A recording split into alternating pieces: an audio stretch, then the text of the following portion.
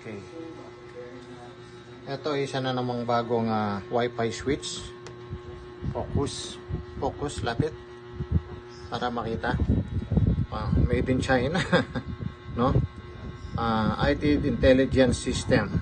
So makikita nyo to, merong sabihin neutral in, line in at saka line out. So pang 90 volts, 110 volts, 250 volts, sa andar yan.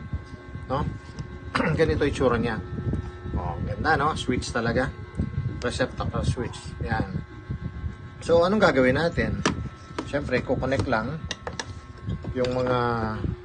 yung ilaw natin. Yung sa out, pag sinabing out, dito natin i-connect. Yan. Yung out dito. Luwakan mo na. Diba? Pause.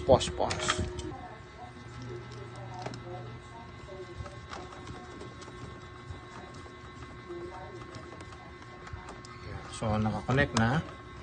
So, mapansinin nyo, itong live, tsaka yung ground, magkasama nung ground itong ating line in, yung ground line in at saka yung ground ng ilaw magkasama. Dito lang nagkaiba, no? Yung line in ng source power, tapos ito yung out punta sa receptacle o ilaw. Tingnan nga natin. May clean na naman yung aking sample na. Okay, labas natin to para may patungan. Yan. Tingnan natin kung sisindi. Yun. Sumindi, no?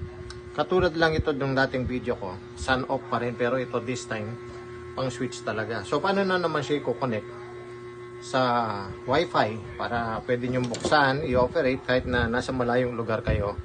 Muli yung Wi-Fi, yung apps na ginamit nito, yung e-wheeling pa rin. Yan pa rin. No? Ito, e-wheeling.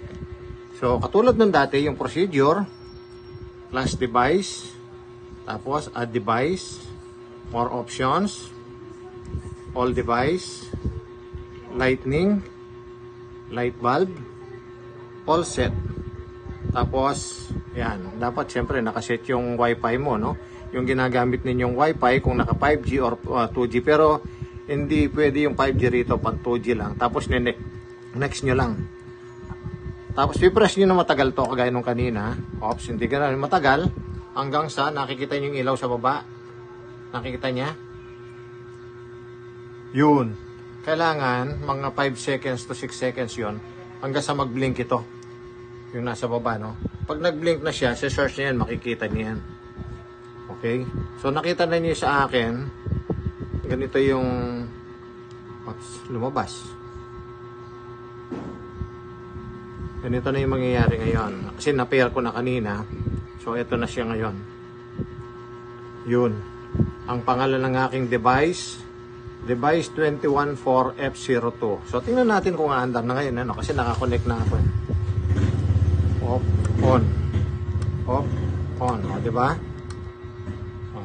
Pwede kayong actually mag-add ng maraming switch dito.